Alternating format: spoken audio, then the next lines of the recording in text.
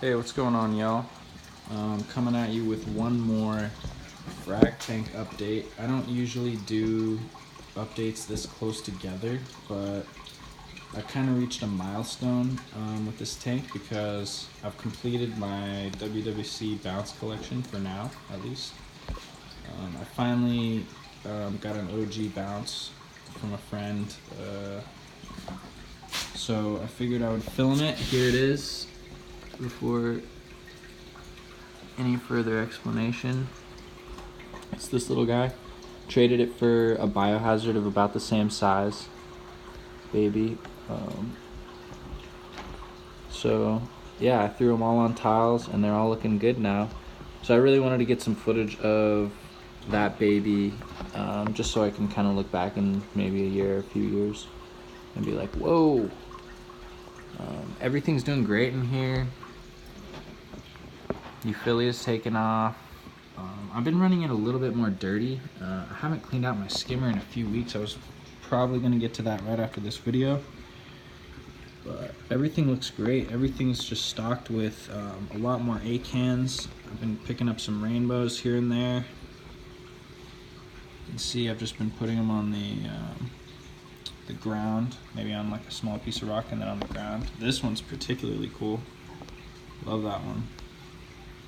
I haven't been getting names for any of these, but there's that one.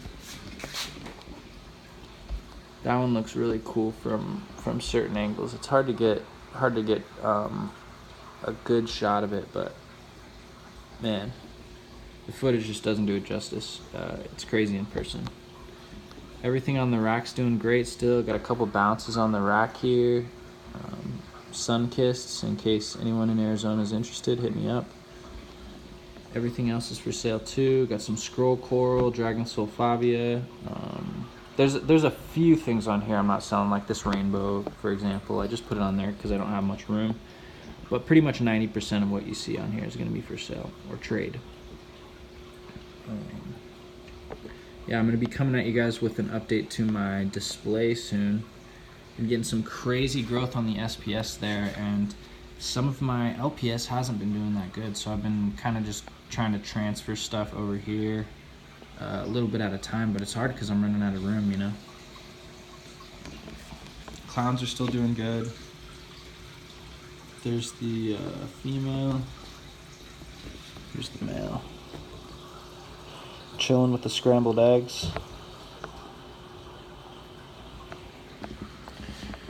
Check out the sweepers on this trumpet too. It's kind of hard to see, but there's some sweepers just hanging out of it. I turned the flow off. It's not usually this this calm in here. It's usually very agitated.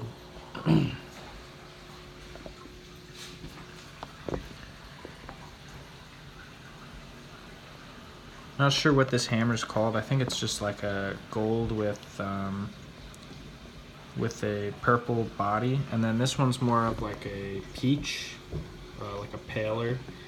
And I've tried putting it in lower light, and it just continues to look like that. And I think it does the best in highlight. So I'm just gonna go ahead and leave it there. I've had it for a few years now. This clown's doing good in his anemone. And then I got a shroom box too. It's housing some Recordia and one little bounce baby there to the left that's not in the rubble. It's actually attached to the breeder box. I'm gonna let that get bigger and then sell it with the box itself, because I'm not gonna worry about trying to get it off and attach to rubble or anything, as long as it doesn't go anywhere. This rack back here, this is like my low light rack for stuff that is kind of healing up or just doesn't, you know, need as much light as the rest of the stuff, or maybe it was getting too much light. So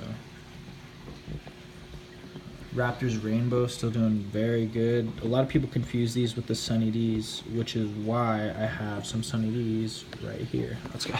There's a glare, but yeah, so right there's an example of the Sunny D's on the right with the Raptor's Rainbow to the left. And that's a hard one, you know, if you're not looking at them together, you can easily confuse it under different lighting. You know, I run LEDs, but under T5s, they're very easy to confuse.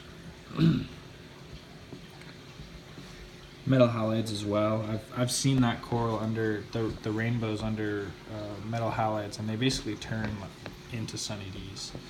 So it's hard to get. You really need those reef brights or some kind of LED strip, maybe a S-bar or whatever that's called, to bring out those nice Zoa colors if you are doing metal halides. In my experience, I mean, you can probably play with your nutrients and get more color or less color, but I don't know.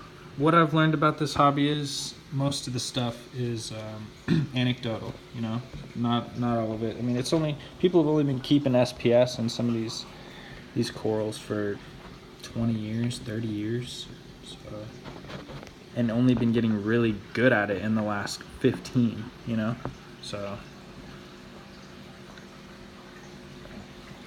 Yeah, so I'm going to be coming at you guys with some more videos, trying to soon.